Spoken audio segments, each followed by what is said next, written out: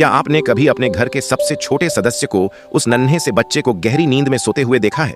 उसका मासूम चेहरा, कोमल हाथ और निश्चल मुस्कान, उसे देखकर दिल में बस एक ही ख्याल आता है कि मैं इस बच्चे के लिए पूरी दुनिया से लड़ सकता हूं। लेकिन जरा ठहरिए, एक पल के लिए अपनी भावनाओं को रोकिए और एक गहरा कड़वा सच सुनिए। क्या हो अगर मैं कहूं कि वह मासूम बच्चा जिसे आप अपनी गोद में खिला रहे हैं, आपका खून, वंश और बुढ़ापे का सहारा मानते हैं, वो असल में आपका बेटा या बेटी नहीं है? क्या हो अगर मैं कहूं कि उस कोमल शरीर के अंदर बैठी आत्मा पिछले जन्म में आपकी जानी दुश्मन थी, एक ऐसी दुश्मन जिसने आपसे बदला लेने की कसम खाई थी और आज इस जन्म में आपके ही घर में आपकी संतान बनकर आई है? यह सुनने में हॉरर फिल्म की कहानी लग सकती है। आप सोचेंगे कि एक बच्चा माँ बाप का दुश्मन कैसे हो सकता है, लेकिन हमारे प्राचीन ग्रंथ, विशेषकर गरुड़ पुराण और पद्म पुराण, इस विषय पर जो खुलासा करते हैं वो आपके पैरों तले जमीन खिसका देगा।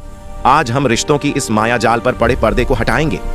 आपको पता चलेगा कि आपके घर में पल रहा बच्चा पिछले जन्म का कौन सा हिसाब चुकता करने आया है। सावधान हो जाइए, क्योंकि अगले कुछ मिनटों में आप अपने परिवार को, बच्चों को और माता पिता को नई नजर से देखेंगे। हम अक्सर सोचते हैं कि परिवार संयोग से मिला है, बस बायोलॉजिकल प्रोसेस है, लेकिन ऊर्जा का विज्ञान और कर्मों का गणित कहता है कि ब्रह्मांड में संयोग नहीं होता। हर रिश्ता पुराने लेन देन का परिणाम है। दुनिया में अरबों लोग, लेकिन आपका जन्म उसी एक घर में क्यों? विज्ञान इसे जेनेटिक्स कहता है, आध्यात्म इसे ऋणानुबंध कहता है। ऋणानुबंध यानी कर्ज का बंधन। भारतीय मनीषियों ने देखा था कि आत्माएं अकेले नहीं, समूहों में यात्रा करती हैं। हम बार बार उन्हीं लोगों के साथ जन्म लेते हैं जिनका हिसाब बाकी है। मुखौटे बदल जाते हैं, जो साहूकार था वो पिता बन जाता है, जो कातिल था वो बेटा। यह रंगमंच है जहां एक्टर्स वही, स्क्रिप्ट बदलती है। गरुड़ पुराण, मृत्यु के रहस्यों का दस्तावेज, कहता है कि जीवात्मा पुत्र या पुत्री के रूप में तभी आती है जब पुराना लेन देन बाकी हो, और यह लेन देन 4 प्रकार का होता है। हमारे घरों में संतानें 4 श्रेणियों में बंटी होती हैं। हर श्रेणी का अलग मकसद, अलग एजेंडा। कुछ इतनी खतरनाक कि समय रहते पता न चले तो जिंदगी नर्क बन जाए। तो चलिए पहचानते हैं कि आपकी गोद में खेल रहा बच्चा इनमें से कौन है। सबसे पहली श्रेणी, अऋणानुबंध पुत्र या कर्जदार संतान।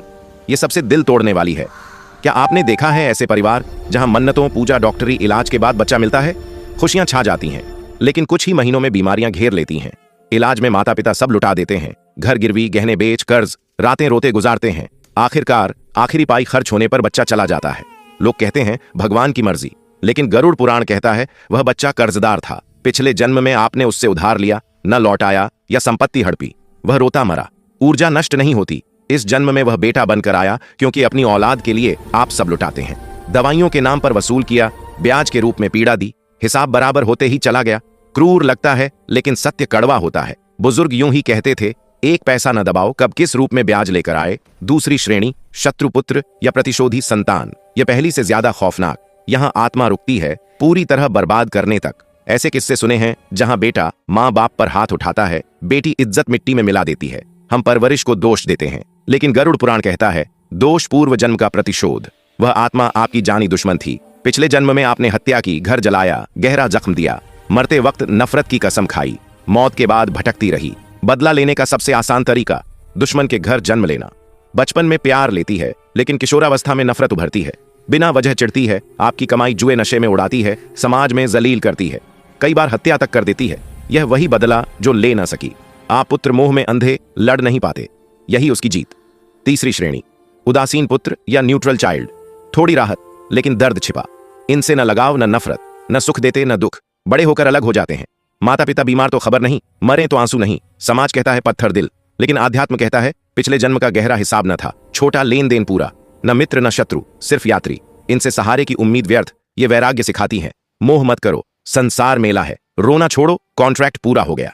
चौथी श्रेणी, सेवक पुत्र या मित्र संतान। हर माँ बाप की प्रार्थना। श्रवण कुमार जैसा सेवा करता, जरूरतें पहले रखता, अपमान का बदला लेता, लेकिन कभी न होने देता। खुश न रहो, यह अच्छी परवरिश नहीं, पिछले जन्म के अच्छे कर्मों का फल। आपने भलाई की, अनाथ को सहारा, गरीब की शादी, भूखे को खाना। वह कृतज्ञ बनकर आई, कर्ज चुकाने। कलयुग में दुर्लभ, क्योंकि कर्म गिरे हैं। आज पहली 2 श्रेणियां ज्यादा। अब सवाल, यह सब याद क्यों नहीं? प्रकृति ने पर्दा क्यों डाला?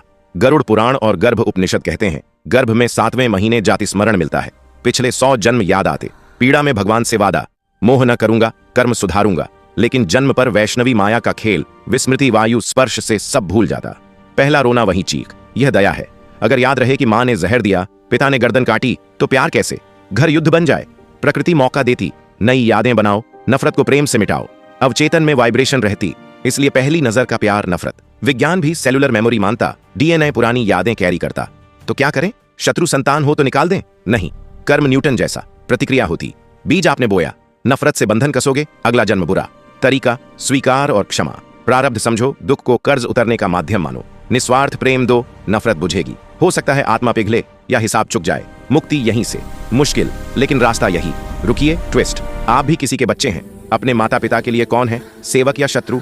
सुख दिया या आंसू? आईना चुभता है। हम सब जुड़े मक्कड़ जाल में। आपका दुख शायद वही जो आपने दिया। गरुड़ पुराण जागाने को लिखा, मोह छोड़ो, अपेक्षा खत्म, शांति शुरू। मौत पर सिर्फ कर्म जाएंगे, रिश्तों की ईमानदारी। अंत में 2 मिनट शांत बैठो। दुख देने वालों पर सोचो, नया दुख या पुरानी कहानी? जवाब अंदर मिलेगा। अगर तार्किक लगा, शेयर करो, कोई दुखी पिता को शांति मिले। और बताओ, पति पत्नी का रिश्ता पिछले जन्म से? अकाल मृत्यु की आत्मा क्यों घर रहती? हम जगाने आए, जागो, जीतो।